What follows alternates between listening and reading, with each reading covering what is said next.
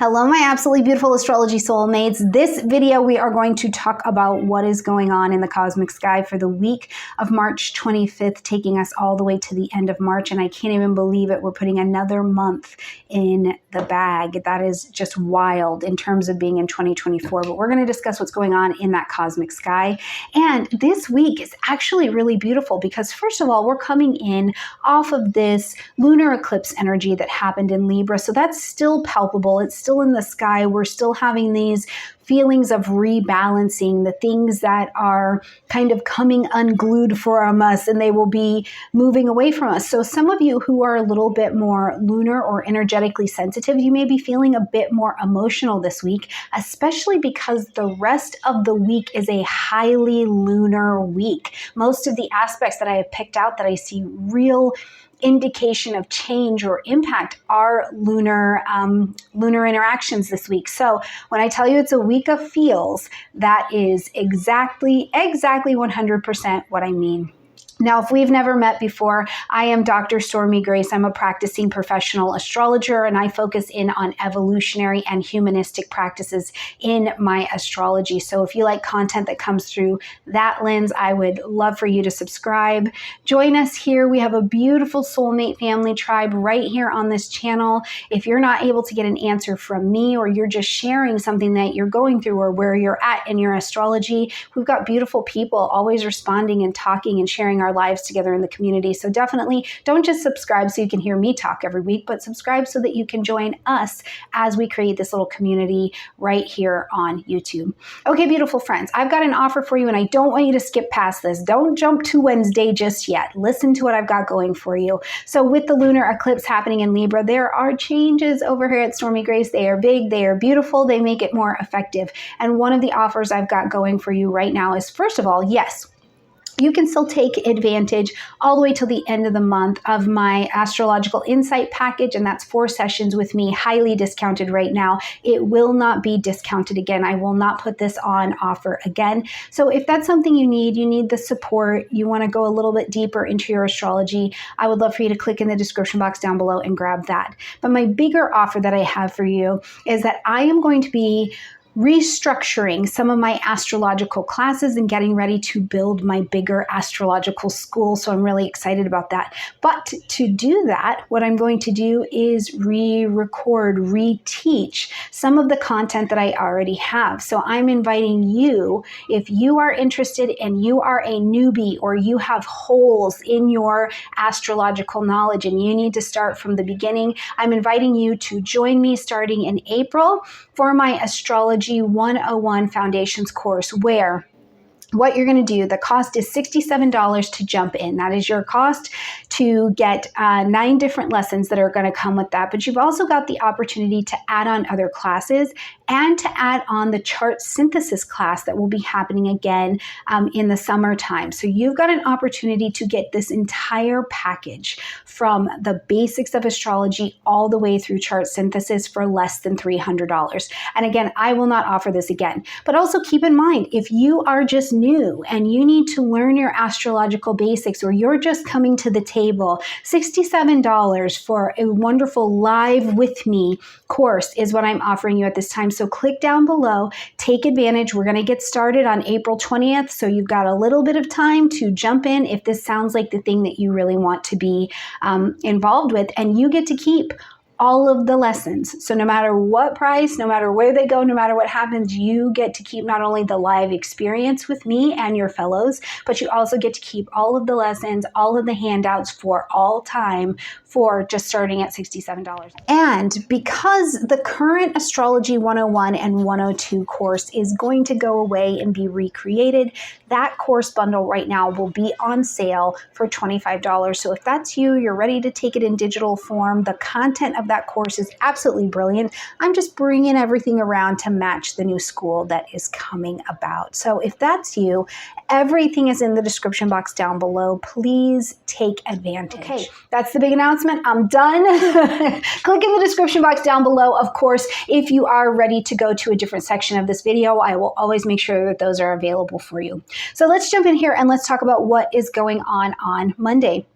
So right out of the gate, we've still got the moon traveling through Libra because we had that lunar eclipse that was happening in Libra. So as we're coming in on Monday, which is naturally a moon day, anyways, it's the day of the moon, we're coming in with this Libra vibration. So there's, we're rebalancing. We're coming in looking at what do I need to take stock of and what has been shown to me that I need to release because it's not in balance for me anymore. It's not creating the right kind of simpatico, conscious, chosen relationship. Now, one of the things to keep in mind on this channel is when I'm telling you about a transit, you can listen to it for the general, but it's always going to be better for you to grab your own chart and see where these transits are happening for you in what particular house. Now, if you don't know how to do that, I've got a video on how to find the active transit in the description box down below. It's just another YouTube video. It's free, so check it out because that makes sure you're really tapping into how you can use the energies in your chart. So let's say that the moon is traveling through Libra for you in your 6th house on Monday. You're going to be looking at, okay, from an emotional level, what do I need to shed? Because it's not helping me have a conscious, chosen relationship with my daily routine, with my mental health and wellness, with my fitness, okay? So as we're traveling on Monday, go see where this moon is traveling for you. And if you happen to be having a lunar return or you're not sure if you're having a lunar return, I've got a video on that as well. I'll make sure all of these are at the end. But Monday's energy is going to have us in the state of rebalancing, but what we have to let go of to make this rebalancing happen, okay? When we slide into Tuesday, we've got the moon continuing through the vibration of Libra, but now it's going to be in opposition to Mercury. So now we've got the emotions and the intellect in opposition to each other. So it's like this place where we love for the head and the heart to be in cycle, to be in alignment. It's working beautifully. And this time they couldn't be farther from each other if they tried. So what this can show up as is out in the public or within yourself is you're feeling comes some kind of way, or you're trying to have a negotiation or something in a partnership, right? And then you've got Mercury here on the other side, and you're just not able to communicate. The other person is saying something, or they're saying this, and you feel some kind of way, or you're saying something and the other person is receiving it like opposition. So keep in mind on Monday that when we're dealing with opposition like that, one of the first things you can do is just pause for a second, take a deep breath and go, okay, hold on.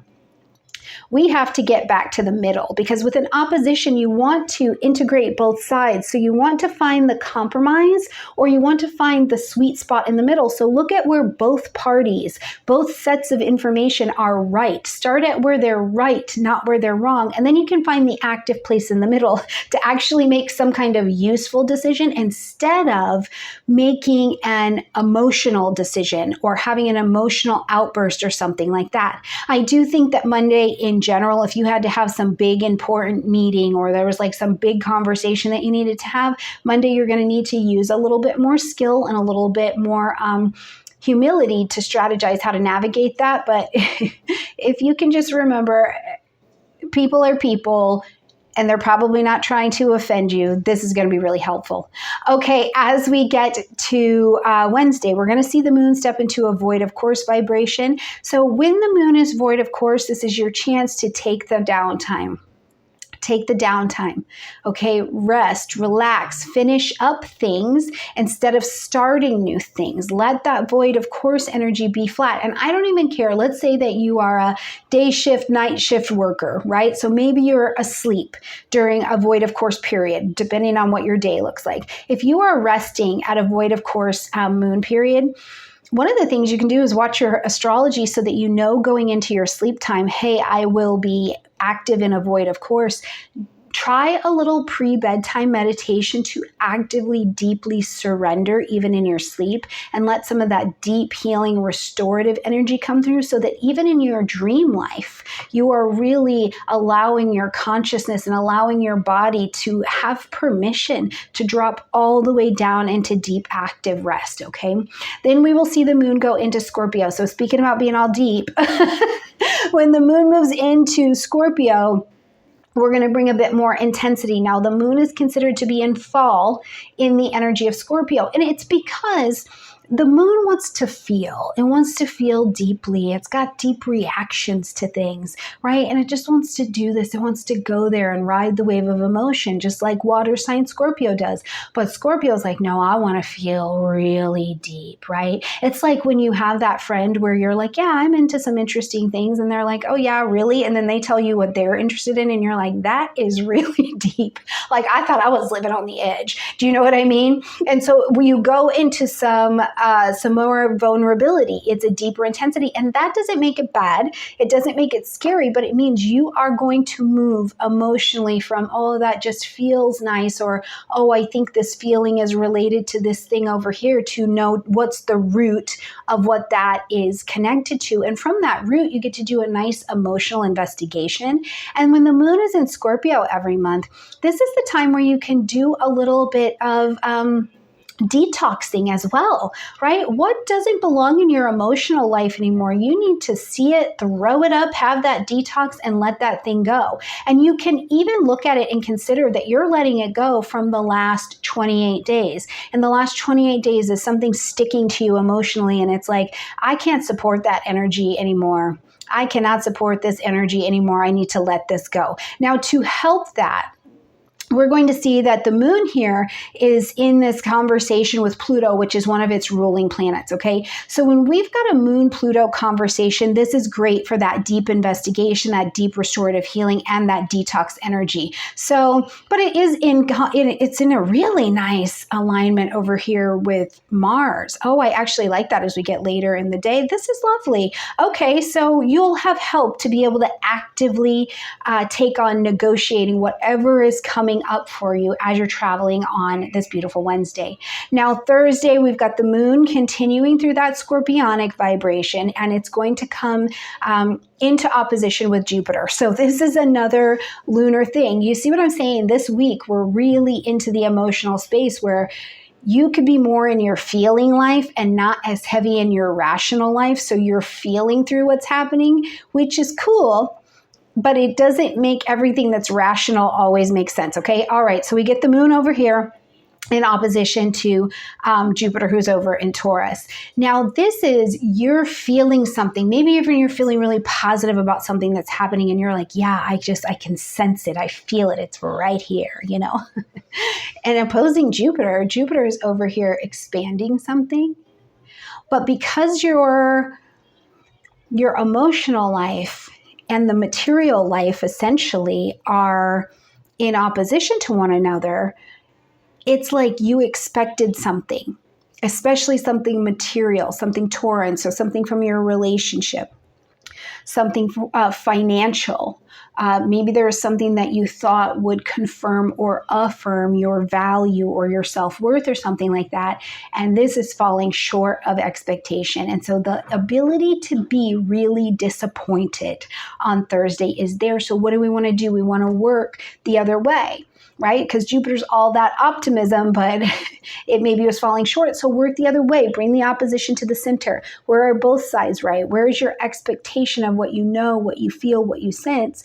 Where can it step towards seeing where Jupiter's expansion in the material world is also happening? So another great example of this is if you're like, I know that I can build this business, right? And you feel it, you sense it, your time is here, but it's not happening as quickly as you want, right? I know that I can eat well, I can do this workout, I can make this progress in my relationships, and it's not happening as quickly as you want. Come to the middle. Where have you grown, Jupiter? Where have you applied wisdom and experience, Jupiter? And where are you much more emotionally healthy around that experience? And find that sweet spot in the middle so that you can really be working not only in the rational truth, but also diminishing the expectations so that you're not disappointed, okay? That's really going to, I think, be very helpful. Now, I also see, I love this. We've got Venus in a sextile to Uranus, okay? So as Venus and Uranus sextile, first of all, remember the sextile creates the pocket of opportunity that we're going to intelligently take action. A sextile means I'm in action in some way because there's an opportunity. There's some ease for me here. So as Venus and Uranus come into a sextile, first of all, you may be attracted to some really interesting, different kind of people, places, and things. And you're like, I don't know. I'm not really hung up about that right now. I want to go try this. I want to go see this. I want to understand this. I want to know more about it. I also think that Venus and Uranus in a sextile creates this like magnetic, kind of sexy electrical energy in your vibe. So you might have a really interesting vibe yourself in what you're going to. So, if you've got something, you wanted to go try something new, you wanted to launch something different, you wanted to, have a different experience in your household. I'll tell you this, when my youngest daughter was really very little, we didn't know that she had Tourette's. We didn't know that yet, right? But she would just have her tics would start to go. And at first we thought they were nervous tendencies before they became more pronounced. So one of the things that I did in my house, which reminds me very Venus sextile, is we used to listen to African drumming. I would put on little CDs because I was poor and we'd go to the library and get the African drumming CDs. But then I realized we could take our plastic bowls in our house. And so I had her go get all the plastic bowls out and bring them into the living room. We flipped them upside down and I gave her the wooden spoons because yes, my grandmother was German. We had little wooden spoons everywhere. Okay.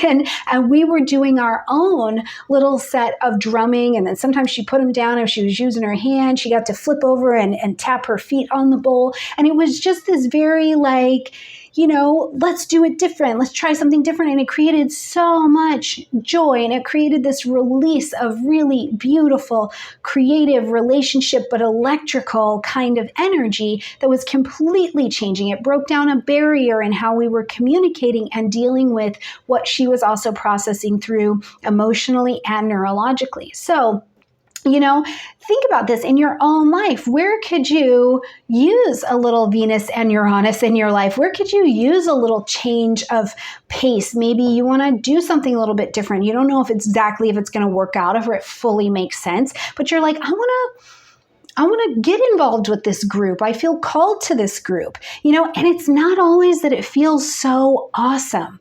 Right? This was an awesome example I shared with you, but for you, you may have been finding out in these last weeks that really you are out here in the wind with your behind flapping in the wind with a pain point that is kicking your butt. And this is your courage day to go to that social group who deals with drug addiction, alcoholism, depression, grief, right? Because just because you get this courageous energy and you're like, yes, I'm willing to go to it. I'm willing to be involved in a group or make different friendships or try something different doesn't mean it's because everything was so awesome, right? This may just be a really wonderful day where you have this sudden willingness to step forward into a different kind of solution. Now, I will say this.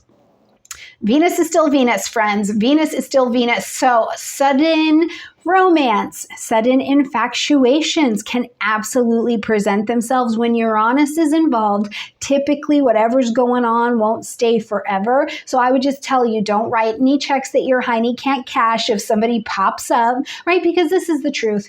Sometimes we're going through something. Or sometimes we're in stressful relationships in our marriage and our relationships, and that right person comes around at the right time and the charisma is there and you feel like, I have to do it. I have to go towards it. I'm going to tell you, when Uranus is involved, typically who or what shows up, especially romantically, is very temporary. So be sure that whatever you're leaping at, that you're kind of thinking it down the road just a little bit. That's really hard when we're dealing with Uranus, but just to know that the energy is out there, okay? Last thing I'll say about it, sorry, I know I've said a lot about this particular aspect, but I want to give you a lot of ways to conceptualize this, but new ways to bring money towards you. You have a different conception on how you can make money, how you can use your creative talents to make money. Maybe a creative talent that you were like, I didn't even think that was a talent. And it turns out people would like to pay you to teach them how to do that. So this is really Thursday, a lovely day for seeing a lot of newness available to you. And thank God you did all of that emotional digging and investigation of yourself, earlier in the day and the day before, because now you might be working with something really good. Okay, Friday, the 29th, we've got the moon continuing through Scorpio for a time here. And then, the moon's going to connect with Neptune. So we're in very, very, very watery terrain. But I think about this connection being wonderfully about going into the great womb, what are those things called? And you go, it's water, and then you pull the little egg thing over you. It's something where maybe it's just called a float tank. I think there might be another name for it, but it's like a float tank. I remember I did one with my husband, and we were just like, you go in and the lights are low or they're off and the water's in there and you just float, and it mimics being back in the womb to allow you to like come down, to release things, to go back to creativity, to just relax your spirit, right? In this kind of encased but very watery place. And I think a lot about this, because it's also a great energy where you're trusting your creativity. You're in your creativity here on Friday, which is already a Venus day. So it's just like exalted in the creativity, in the intuition on Friday. So it's a great day to dig in and to use those particular skills. Now, the other thing this amount of water, especially connecting with Neptune, is good for is your psychic abilities. Wherever you're at with the development of your intuition and your clairs, or your dream life, or you continuing to see symbols pop up, and it doesn't have to be anything huge. Maybe you see 1111 and that means something to you. Or maybe you happen to be watching a show and the last name of someone you really love shows up on TV, and it's just this reminder that you're connected and you're supported. Whatever it is, I would be watching this on Friday. Now listen, if you haven't done it, the Moon Neptune is also a great day to get some kind of reading. So I would love for you to join our program. Come on over, beautiful friends. Okay, and then we're going to have the moon go void, of course. Another set of downtime before the moon makes its move into Sagittarius. So we're coming out of rolling in the deep here on Friday and taking the weekend into Sagittarius territory, which is a lot more enthusiastic. It's a lot more extroverted. We've got fire. We're moving from water to fire at this particular time. So there's an ease. There's a playfulness that's going to go with this. And then we're going to see that this Sag moon gets into a really nice connection over here with Pluto in Aquarius. So what we've got, this is a sextile. So what we've got here is an air and fire sextile, and air and fire love to expand each other. Okay, so what you're looking at, what you're dealing with, whatever you're going to Pluto, deeply investigate, deeply know in some way, you may just actually be enjoying it. Maybe you're counseling, you are the teacher and you're helping someone and they're sharing with you and you guys are really making progress, getting solutions, or let's just say that you are you're the room mom or the room dad, and there's been a challenge at school, and now you figured out how to deal with it and also turn that into a fun party or resource for the kids and the families. Whatever it is, the Sag moon is going to make you much more optimistic in dealing with whatever it is that you are dealing with. And that connection to Pluto means that you're also going to be bringing some level of relief to what it is, and it's probably emotional relief. You can be a joy guide this day. Where are you not suffering so much today that you can just be joy in the world? It doesn't mean you have to go cheer people up, but by you just holding your capacity for joy, enthusiasm, and adventure, it becomes energetically like ripples out into the world and contagious to others, okay? On Saturday, we are also going to see that this moon, the Sagittarius moon, who's like, I want to go on an adventure, I want to know things, is in brilliant connection, a trine with the sun in Aries. So this is luminaries in fire. And it's a trine. So it is telling us that there's a pocket of opportunity that is available here for you to do something, but you have to do it. With the trine, you have to do it. You have to go to it. With the sextile, it presents and then you're already geared towards action. But with the trine, you have to go to the opportunity or be with the ease that's there, but do something with it, okay? So first of all, we've got a flow, right? This is a fire trine. They understand how each other work. And even though they are different qualities, Aries being that cardinal, I want to go, I want to do it energy, and Sagittarius being that fire, but is mutable, like, hold on, I just need to be flexible. What it actually creates is flexibility where you need to start or you need to adjust something. Now, the sun in Aries is where you want to shine. You are motivated to have courage, to make changes, to move something forward, right? Like you're ready to go there. So remember that in this particular connection, you are motivated to do what is right for you or what you feel like you want to kind of go to battle for, even in a positive way, and take something forward. Now, to help you not just get too fiery and like off track or weird or anything like that, the moon is also going to be in a connection over here to Saturn, who is in Pisces. So when we're seeing this, we've got these mutable energies because Saturn's in Pisces, which is mutable, and we've also got the moon in Sagittarius, which is mutable. So you're not going to be ending. You don't have to worry that you're going to cut off your nose to spite your face. You're not going to end something too soon, right? So that sun in Aries where you're being courageous and it's like, I don't know, should I do this? Should I end this? Should I let this go or not? I mean, what if I need it later? The answer here today is no. You are solid. Saturn is going to put a limitation, but also put a maturity into the mix. So you may feel worry. You might be worried about it. You might be thinking a little bit more. But remember, what is it that is really going to let your sun shine? What lets you be free to make the courageous action that lets you be on the path that you want to be on at this time? It's not about what everybody else wants. What is the path that you are making a committed decision to be on at this time so that your Aries energy can shine? Because remember, Aries energy says, I have a right to be here, damn it. I want to live, damn it, right? Like, I love that Stephen Forrest talks about that. Oh, if you haven't watched my Stephen Forrest interview, make sure you check it out. It's about the second Saturn return. You might want to know about that. But this Aries energy has a right, wants to do it, damn it, and we're going to do it right now. So whatever decisions are coming up, you may be worried, but it won't last forever, okay? All right, on Sunday, as we are going to end the month, not only am I going to be teaching at the World Astrological Summit, doing mundane astrology with some of our friends, so I'll make sure there's a link to that in the description box down below. I have so many links and information today, but it'll be down there. So if that's something you're interested in, you want to see what's going on astrologically around the world from some of the world's best mundane astrologers, come and check it out.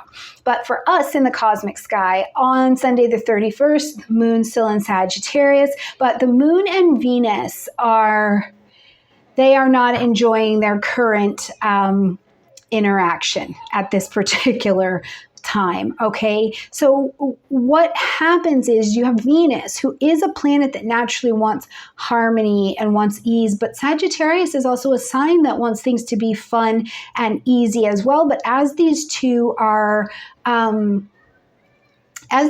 coming together, and because it's the moon and you're bonking against each other, you could feel like I don't have ease and harmony in this situation, and I'm irritated by it, right? The world, its people are not doing what I think they should be doing. Is this all that life has to offer? Or I'm kind of mad about whatever. Do I have to do this forever? It can feel like that, okay? These can be the resonance that are coming up.